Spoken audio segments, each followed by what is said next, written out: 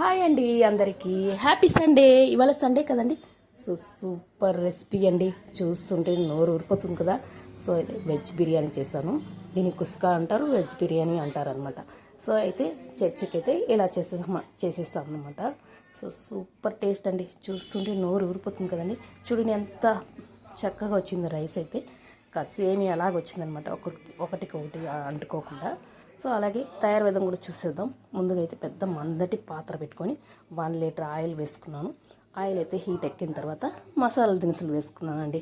ఇందులో సోంపు వేసుకోవాలి మెయిన్. ఈ రైస్కి అయితే సోంపు సూపర్గా ఉంటుందండి. ఒకసారి ట్రై చేసి చూడండి.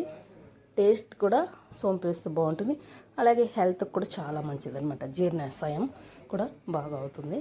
ఇంకా ఉల్లిపాయలు మొత్తం ఇలా బ్రౌన్ కలర్ వచ్చినంత వరకు వేయించుకొని చక్కగా కడిగి పెట్టుకున్న పుదీనాను కూడా యాడ్ చేసుకుందాం.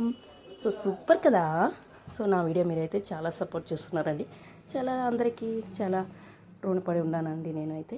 ఇంకా అల్లం వెల్లుల్లి పేస్ట్ కూడా ఇలా అప్పటికప్పుడే అల్లం వెల్లుల్లి పేస్ట్ అయితే చక్కగా గ్రైండ్ చేసి అప్పటికప్పుడే ఫ్రెష్గా వేసాను అనమాట. టేస్ట్ అయితే అద్దరిపోతుందండి.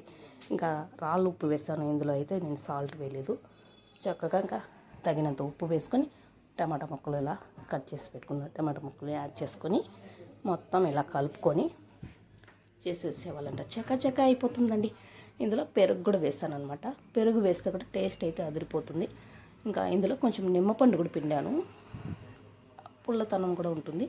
కొంచెం తగినంత కారం అయితే మసాలా దినుసులు అన్నీ వేసాను కదా, కారం చూసుకొని వేసుకోవాలన్నమాట.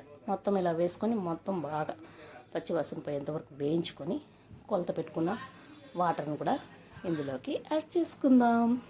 ముందుగా అయితే రైస్ అయితే ఒక 2 గంటల సేపు నానబెట్టుకోవాలన్నమాట. ఆ రైస్ ఎంత నానితే అంత టేస్ట్ అనమాట. ఎసురు అయితే మనకి బాగా ఇలా కాగిపోయింది కాబట్టి మనం రైస్ వేసిన వెంటనే తొందరగా ఉడికిపోతుంది అనమాట. సో రైస్ బాగుంటుంది, మనకి టైం కూడా కలిసి వస్తుంది అనమాట. మొత్తం ఇలా యాడ్ చేసుకొని రైస్ అంతా మొత్తానికైతే ఇలా ప్రిపేరింగ్ అయిపోయిందనమాట రైస్ అయితే.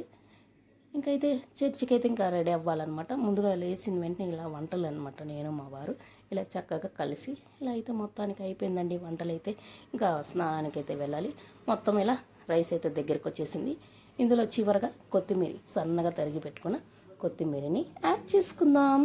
ఇందులో నెయ్యి కూడా వేసుకోవాలన్నమాట. టేస్ట్ అయితే అదిరిపోయిందండి. ఒకసారి ట్రై చేసి చూడండి. ఇలా చాలా చక్కగా వస్తుంది. తినడానికి కూడా సూపర్గా ఉంటుందండి. ఓకే అండి, నా వీడియో మీకు నచ్చితే లైక్ చేయండి, షేర్ చేయండి. అందరికీ బాయ్.